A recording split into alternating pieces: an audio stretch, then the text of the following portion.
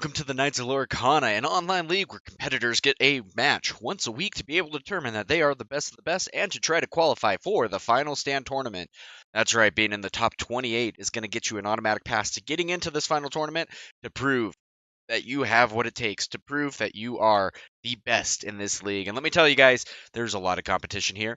We have right now 53 competitors that go head to head each week to climb or fall up and down the leaderboards to their own will. Not that they have much of a choice. It depends on how the cards draw and how well they actually play. Especially because it's interesting, we have a lot of competition in this league, which is making it extremely excited. And even going in, after 6 matches now, we even have someone who is completely undefeated. That is something that is just absolutely insane, and that is with them accepting one challenge a week. There's a lot that is very exciting here to be able to see, but we're not here to talk about the undefeated just yet. We're going to be talking about instead a match that we have today. Now, we got a good one for you because it's one of our top competitors. That's right, the guy in second place right now. His name is SgStevens, and he has a record of 4-1 going against Mute.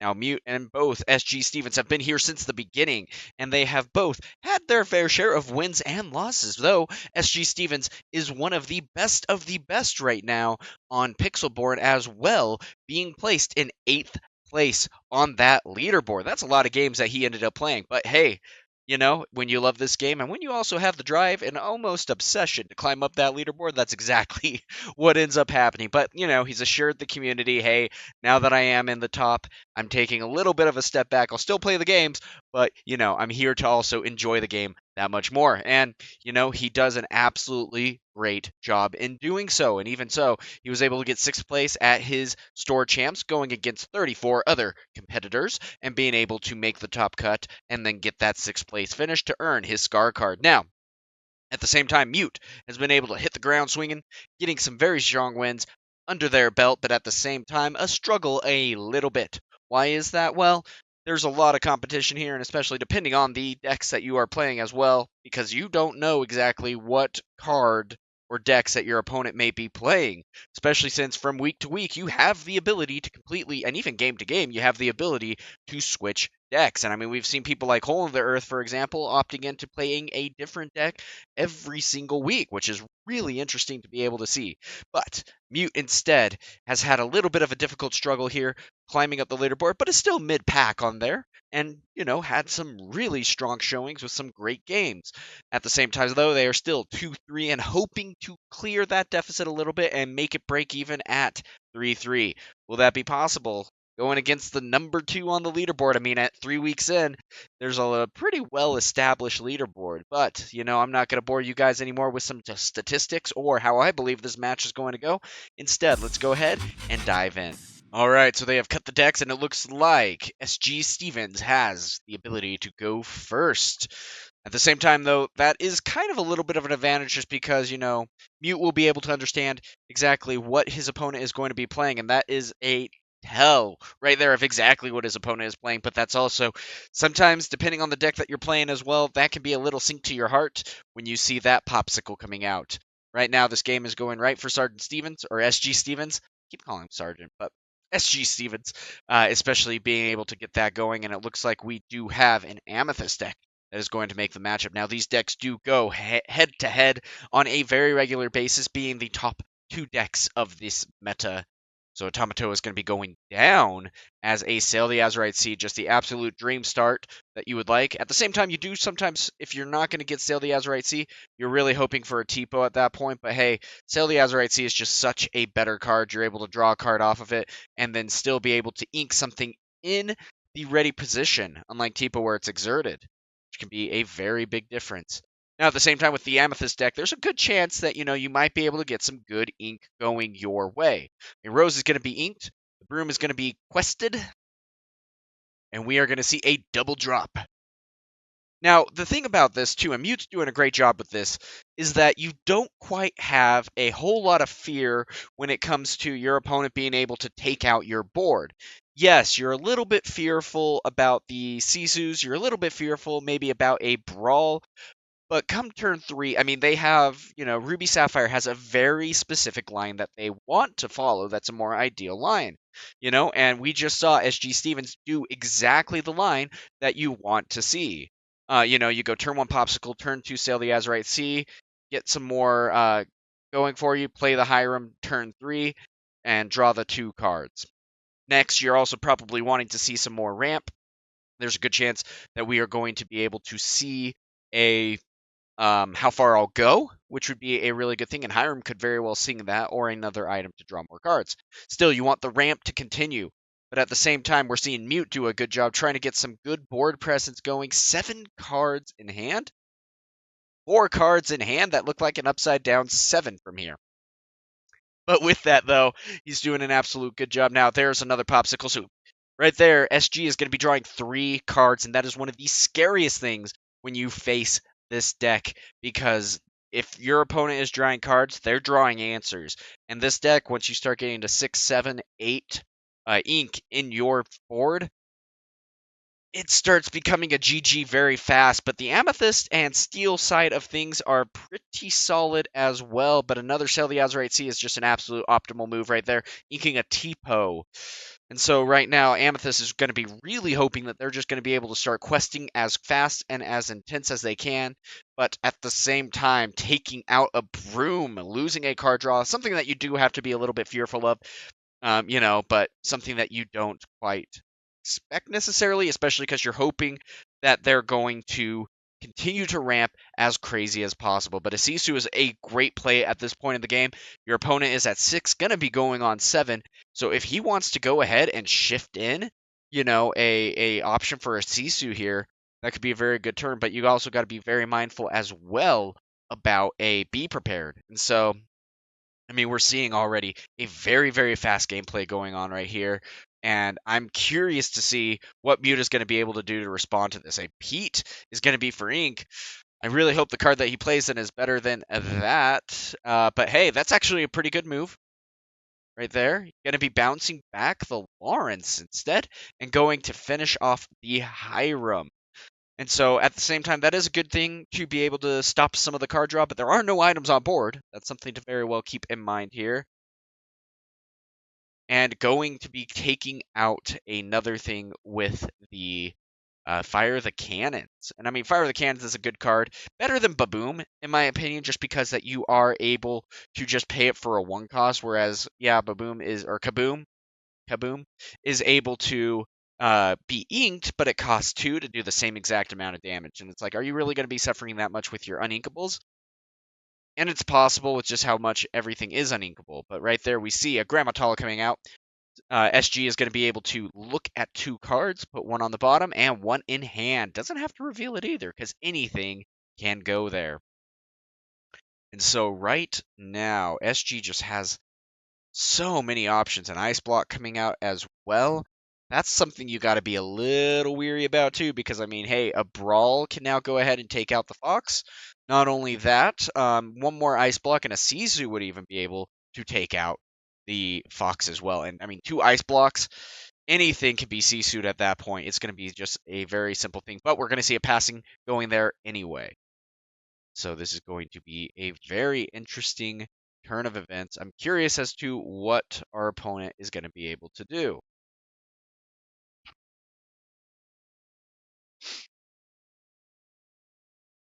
And so a rabbit is out onto the board, allowing Mute to be able to draw 1 card. That's the biggest thing, though, is, your opponent is already being at 7 ink, going on 8 ink, and you're at 5.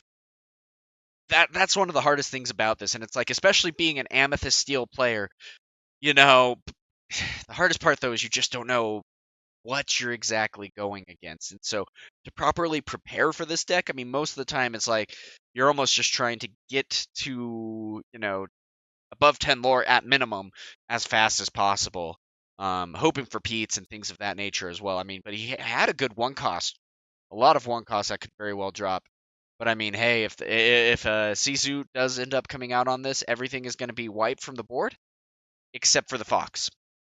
At the same time, though, ooh, a Maui Shark, that's pretty good.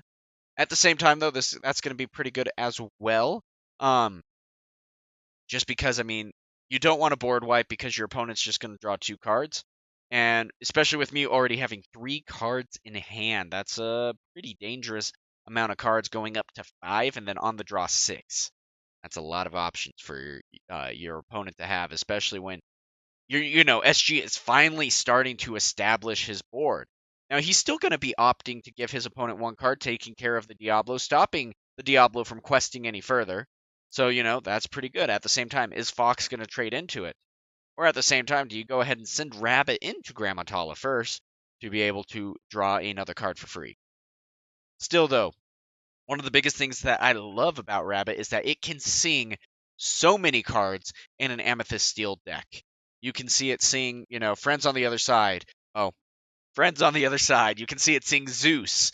All of those cards for free while still maintaining a lot of ink for you to be able to do more. So, I mean, it would be just awesome to be able to see Rabbit go ahead, seeing Friends on the Other Side, go for Zeus, potentially taking care of the Maui Shark, but it's just so hard to be able to take care of, especially when your opponent next turn very well could be playing a Maleficent Dragon potentially. No, not a Maleficent Dragon, but a Sisu, and then following turn Maleficent Dragon. And the scary part is if you do build your board too wide and your opponent doesn't have a wide enough board, they could be prepared and not really feel all that bad about it, especially now that Maui Shark could very well just go in and challenge and be able to return an action card from hand or from the banish zone to the hand. Gonna return a Sail the Azurite Sea. And the biggest thing about Maui Shark, though, too, is that he is evasive, which can be such a difficult character to take out because as long as he can challenge and even possibly have popsicles to be able to heal him, that is a scary board right there to have to deal with. So, yeah, it's going to be interesting to see what happens. Oh, but there we go. A go going up to 8 is a good start.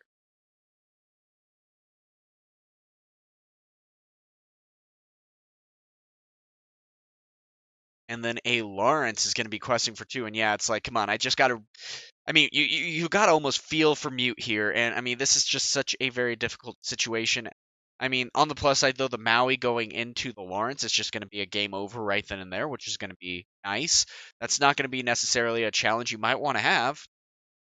But we know he has a Sail the Azurite Sea, which very well could gain him the additional lore. But it looks like he's going to sing a How Far I'll Go, gaining a lore because of the Maui effect, and adding 1 to Ink Exerted, and a card to hand. And so, I mean, but Mute just feels so close, going to be able to go for 2, 3, 4, 5 next turn. At the same time, though, this is difficult because it's like also this is a optimal time for a Be Prepared, being able to take out a lot of high costs. Oh, and there's the Be Prepared. Yep. And your opponent draws 1 card, Mute draws 1 card, and gains 1 lore for the Fox. And that hurts. Now, of course, at the same time, Mute still has a decent amount of cards in hand. And so, I mean, still in this game, but again, tides can turn so quickly. If you as Mute only play 1 card, then there's a really good chance that, a Maleficent Dragon can come out. If you start playing a bunch of lower cost, or even a Genie as well, then a Sisu comes out and you just paid 4 to be able to draw just 1 card. And that alone can really slow you down, especially in this meta. And that's a big reason why I think, especially in the NA championships, we saw a big shift going from the Genies being played. Oh, here comes the Sisu. He just ice blocked the Rose. Yep. There goes the Sisu, and there goes the Genie and the Rose. Adios. I mean, but that's the hardest part is, I mean, this is just so dominant, and now your opponent is going to be able to quest for 3 every turn and just slowly start climbing up. And it's scary, and like if you just get too far ahead, you don't necessarily feel bad if you have to be prepared their board again. Still, a Zeus is a great response, but with only 3 ink left, options are going slim. But still, being able to take out that Sisu, because you just need to slow down your opponent enough. But again, the card draw, when the card draw hits for Ruby Sapphire, it hits, and they can get whatever answer they want. to be able to handle that. And oh, a Tamatoa coming out. 8 willpower is just going to be absolutely insane. And then they're going to be able to go ahead and play that again and draw a card. And that's going to be all their ink, but still, that is an absolute dominant turn. And at the same time, if there's any more items in hand, then Tamatoa is going to be able to recycle those again. Now, at the same time, if SG ends up having a two Calhouns, oh no, and a Pete, all cards in hand are out on the field, and man, that is a scary board because that'd be a full trade. All those cards into a Tamatoa. That does kind of hurt, and no cards in hand. And a lucky dime. That's going to be 4. That's going to be 8 total going for that turn. That can change a lot of things fast. Well, and at the same time, now, at this moment, Tamatoa doesn't necessarily need to quest either. He can just sit there and let the dime do the work for him. And there's another Vitalosphere. And then 2 for the dime to go ahead and gain 4. Or 4? 5. The dime was out of place. Yeah. So with 5 to be able to go up to 8, and it's a close game. And right now, Mute has 0 cards in hand, but luckily there are 0 actions that SG can play. So at the same time, it's like, do you risk going up another 4, or do you continue to let the dime do the work? Because you think about the removal that could possibly be an Amethyst Steel, and the biggest thing is the Zeus that would then do 4 damage, but at the same time, Mute has 0 cards in hand. So what are the odds of what he is going to see being the answer, especially with 1 Zeus already on the board? Amethyst Steel plays 3, maybe 4 of the removal. So, but we already know that he plays 1 Fire the Cannon, so probably 2 to 3 Fire the Cannons would be a good guess. And probably Strength of a Raging Fire would be 4, and then probably 4 Zeuses as well would be my call on this deck. But still, 1 card in hand. This is going to be a difficult situation here to be able to come back from. And so I'm curious what Mute is going to be able to do, because it just feels like right now, all the momentum is going to be on SgStevens' side.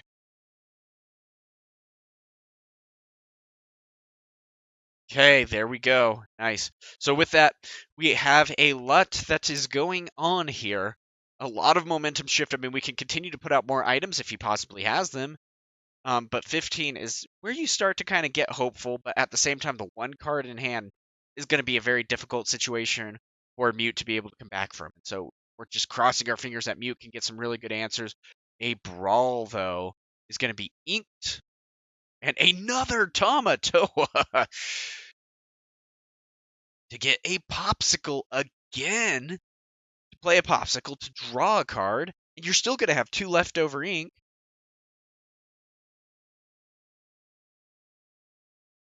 And that's going to be game. Yep, that is going to be game. And so, the momentum there with the 2 Tamatoas and the Lucky Dime is a lot to be able to undertake. And so right then and there, we see SgStevens take round 1.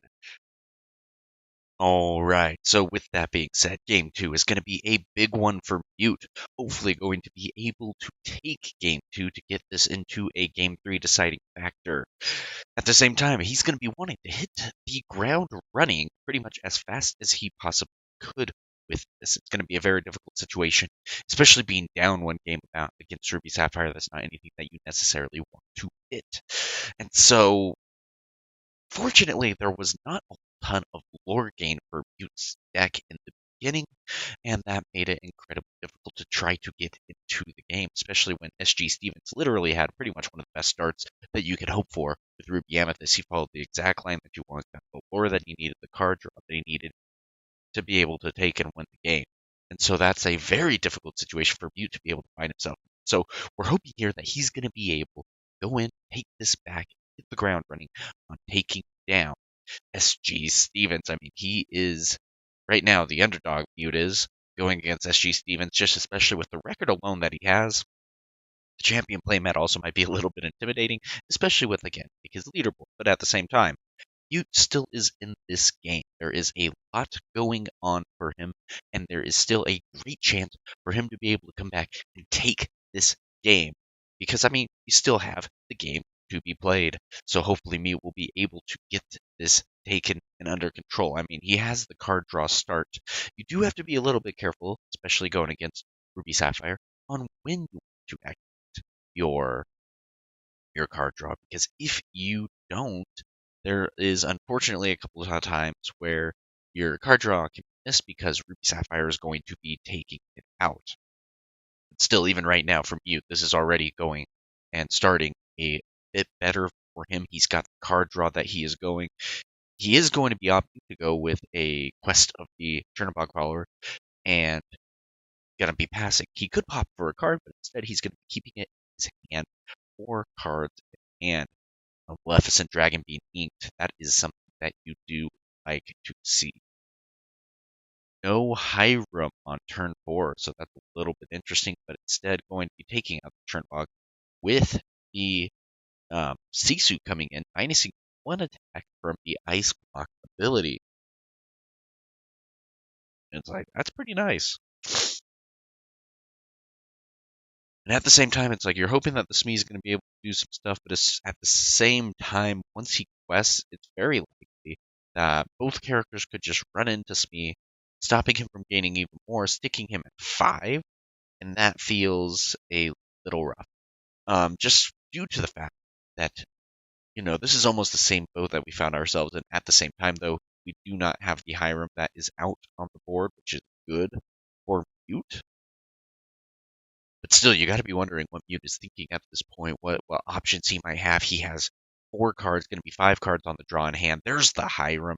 You don't want to be seeing that. You're really hoping that if they're at least hitting the ramp, that they're going to miss the Hiram. But at the same time, the card draw is just, very consistent here with SgStevens and with Ruby Sapphire as a whole.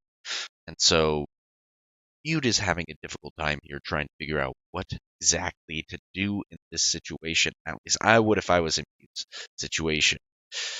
He knows the cards that he has at hand. That's going to be the big thing here. So at the same time, though, right now, SgStevens has a choice to make on what he can do to continue to go against me. So he is going to quest with the Sisu and pass.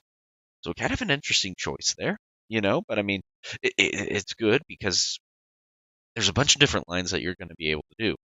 Sisu at the same time is evasive, so being able to gain the 1 lore is going to be completely protected unless there is some sort of removal, such as, a Fire the Cannons or things like that.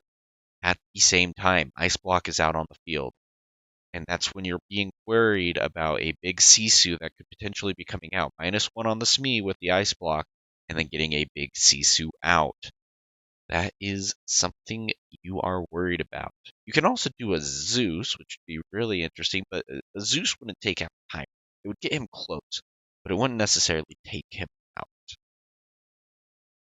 So I'm curious on what Mute is going to be doing in this situation. Because it's like, you're hoping for options. He's at 7. Singing Friends on the Other Side, giving him 2 more options to be able to play with. His 5 ink potentially. 4 minimum, 5 if he really wants to. But at the same time, if he plays a Genie here, a Sisu could just come out and completely wipe his board if he plays the Genie. And, he would have 2 card draw to show. Unfortunately. And there's the Genie with the card draw. Okay. So let's see what's going to be going.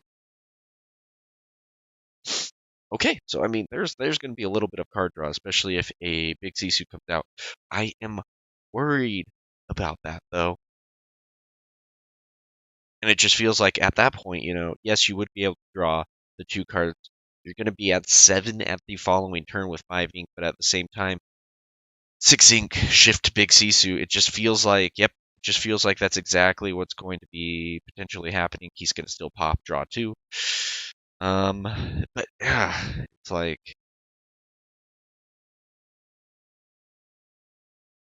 he might not have it though. He's not playing it just yet. Nope. He's going to be going into the Smee. I seriously thought, that he was going to have it. Oh man, that would have been absolutely detrimental to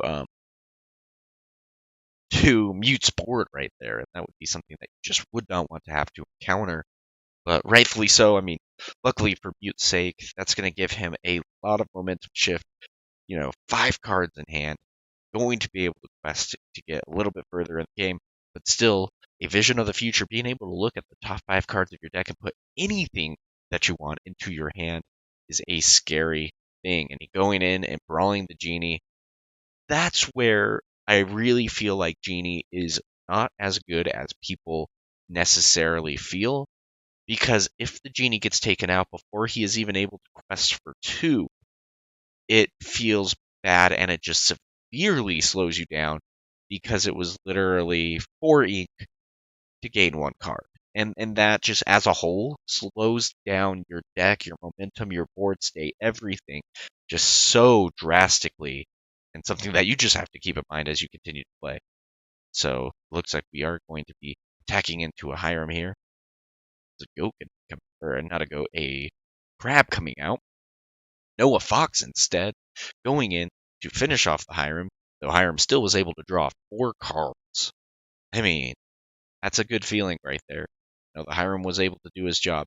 Now, the nice part is there's no ice blocks on the field. There's no items on the field. But at the same time, the opponent right now with 1 card on the field, going to be going to 7 ink, might be a good time to be prepared. But at the same time, this is still a really good board state for Mute in this case, just because there isn't a whole lot that you would want to be prepared. I mean, he has 2, potentially 3 if he inks this Rose. Yeah, and playing a Calhoun is a very interesting choice as well. But at the same time, now you're gonna have what, 3 cards in hand, 4 cards in hand still. Um, you'll be able to draw 1, but I mean, being able to do a 7 for a Be Prepared, getting a Fox taken out on the board, getting a Calhoun taken out on the board, while only giving your opponent 1 card is gonna feel pretty good. Um, the hardest part about Be Prepared though is that you give your opponent the momentum to then go ahead and set up their board. At the same time, though, you have all the removal that you need, and so with Mute, though, going into now 7 ink potentially, could be building up a pretty scary board, all things considered. So this is going to be an interesting thing for him to be able to deal with here. A rabbit is going to be an alright start, being able to draw an additional card. The only problem is, again, Mute needs to be further ahead in his game to be able to, continue the momentum run, and that's the hard part. We were at least able to see the Smee going off for 4. That was half the lore that Mute's been able to gain. Mute will be able to go up to 11 at this point, depending on the response that Stevens has. But still, this very well could just be kind of a rebuild the hand turn for Sergeant Stevens. Playing another card where he would just rebuild his hand. Oh, and a Tamatoa, actually. That'd be pretty good, too. Maybe go for a Popsicle in hand. Yep. And then even the Ice Block next turn would be rather good. It's like, man, when you see a Tamatoa on the board, though, that's when you just really hope. I mean, that's the best target for Gogo, but unfortunately, of course, we're not seeing an EA here at all. Instead, we are seeing a Amethyst Steel deck. And I mean, gaining 1 for a goat is a good turn. And we are going to be seeing a quest for 3. Now, at the same time, the Tamatoa can really start to change the momentum. But hey, a Pete right then and there is a great turn. That is exactly what you want to see right then and there. And at the same time, it doesn't really feel bad if both Lawrence and Goat end up going into the Tamatoa. It's like at the same time, are you worried about the Tamatoa? Not necessarily, at least for this turn, in the sense that you're going to be able to quest for 5, getting you to 17. And then if they Be Prepared anything, then you're going to be at 18 because of Goat activation. So Mute right now is finally shifting into some good momentum going his way, and there's a very high chance that he could turn and take this game. There's still going to need to be a little bit of luck on his side, especially depending on what SgStevens has in his hand. you're going to be hoping that, maybe he's missing out on a little bit of removal. Maybe he's missing out on some big creatures. Maybe just going to have to be going a little bit slower than normal. It's a tough choice, too, because it's like also if you go ahead and attack into Lawrence, which is very possible, you're only missing out on 2 lore, but you're slowing him down for 2 lore. And it's like, especially towards the end game, you have a great ability to be able to, take care of things. And I mean, going ahead and using the popsicle to where even more things would need to be going into this to be able to now take out the Tamatoa. The goat would not be able to take out the Tamatoa. And now, if the Maui shark goes ahead and banishes anything in a challenge, you're able to go ahead and grab maybe a be prepared, maybe some future, being able to look at the top 5 cards again, and any action that is activated under Maui will gain a lore. And even on top of that as well, he's going to be evasive. Tamatoa can go ahead and quest for 1. You can get that popsicle, play it again, heal the Maui after the challenge, and you have a lot going for you right there. And that's going to be a great synergy that you're going to be able to set up. So here's the tough part. Do you just go for the quests, or do you just go for it and try to take out the Tamatoa? I mean, taking out the shark with a Zeus, now that's a great shift right there. Because I mean, the Maui can just put in absolute work at you, even being able to rebuild your hand, outside of the lore, outside of the board presence that he's necessarily going to have, being able to search for things, if you have a How Far I'll Go, a Visions of the Future, things like that that you need to dig out.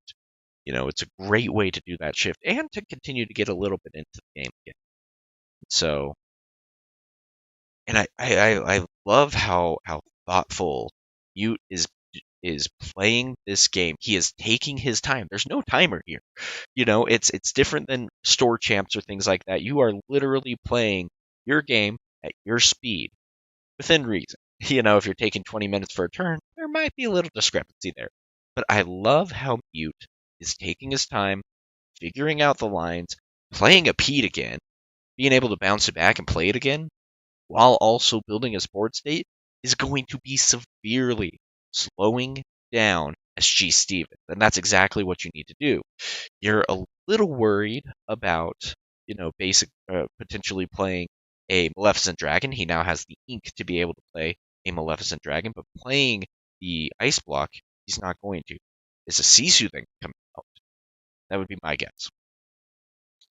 Taking out the Pete. Yep, that's a great target right there, just because now he's not going to be able to do the bounce back loop ever again with that. He's going to have to find a brand new Pete. So he was able to draw a card off the rabbit, 4 options in hand, 7 ink to play out on the field, going to be able to go to 16. But the Ice Block Sisu combo can be an absolutely detrimental combo to your game. So I'm curious going to see what kind of options you has here. He's playing very smart, especially with the options that he's been able to have in his hand to be able to build up his sports state. I'm very happy to see how he's been able to do this, what he's been able to do. And it's going to be curious as to, do you just go ahead and double trade into the Tamatoa? Could you possibly sing with the goat as well?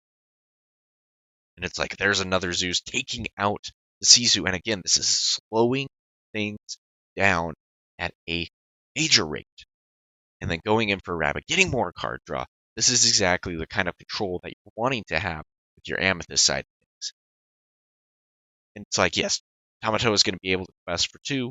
He's going to be able to go for a popsicle, potentially. It's like, ooh, what do you bounce back at that point? Do you bounce back a goat and gain the lore, or do you bounce back the rabbit and gain a card? And in this case, Mute is going in for the lore, which I believe, yeah, that is just a great turn.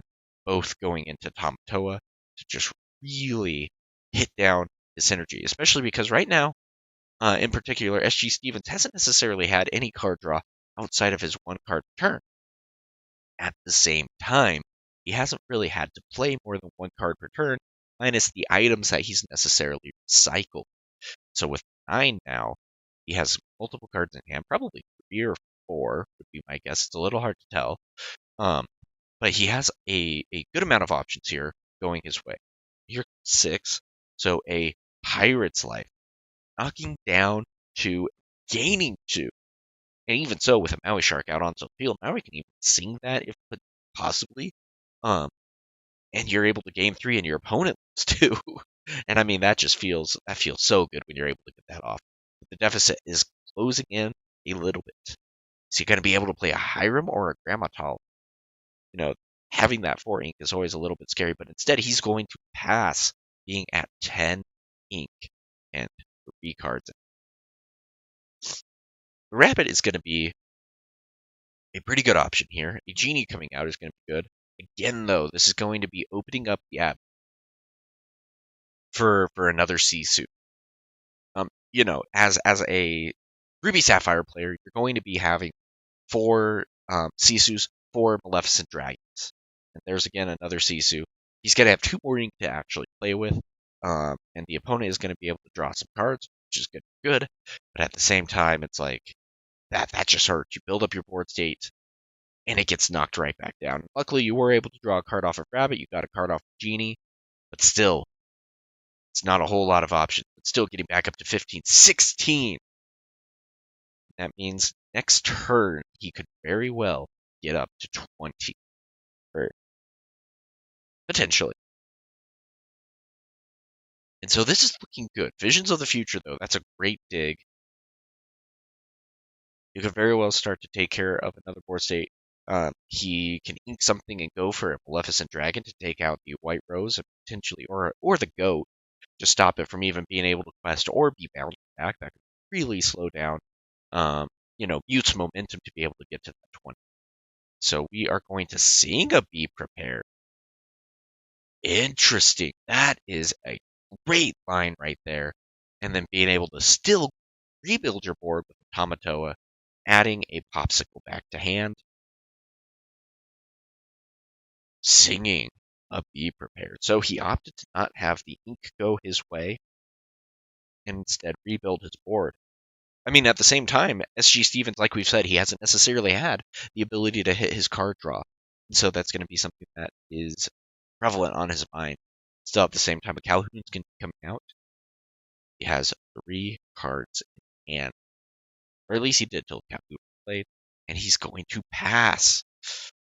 1 for the Popsicle, going to be drawing. I mean, this is unfortunately not quite the board state that you want to see if you are Mute. He has the 7 ink to be able to play with, but not a lot of options. There's a 4 for a Hiram to draw 2. And then a Vitalisphere. And here's the interesting part, because it's like, why did we not necessarily go for the questing thing? And it's because there were no items in the Banish Zone. So then he was going to be able to go ahead and still get an item out, then quest for the same amount with Tamatoa, recycle the Popsicle, add 1 card draw. And I mean, right now, Mute's board state is not looking good, as we are going to be going for potentially a whole nother recycle of Popsicle again. And I mean, a Lawrence, though, is a great drop. There's not a whole lot that could be able to get him out. A Maleficent Dragon, which we've only seen 1 be inked so far, to my knowledge. Um, that would be really the only thing that could take care of you, Lawrence. But at the same time, this is the scariest part about going against Ruby Sapphire, and the most annoying. If you're going against Ruby Sapphire and they just keep dealing with your board game in, game out every time that you go against a Ruby Sapphire, it just really starts to get annoying, especially in your matchup. You see your opponent get to 6, 7, 8 lore, and your heart just sinks because you know that there's just not going to be much that you can really do to get to the final 20. And you just watch as your opponent goes from 2, 3 lore all the way up to 20 lore in the duration of 6, 7 turns. And it hurts. It gets really annoying. People do hate going against the Ruby Sapphire. So I'm curious on what Mute's going to be able to do here. He does have a Goat. That's going to get him to 19 if Goat gets banished. That's pretty good. Again, though, we've seen, I think, 3 Goats so far for Mute's board state, meaning that he only has 1 more. We've seen 1 White Rose, maybe 2. No, he inked 1. He inked 1. So he only has 1 more White Rose in the deck as well. and that is going to be the game and the match. It looks like SgStevens had exactly what he needed to be able to go up to the 20 lore, and even though it was such a close one for Mute, SgStevens takes game 2 and the match.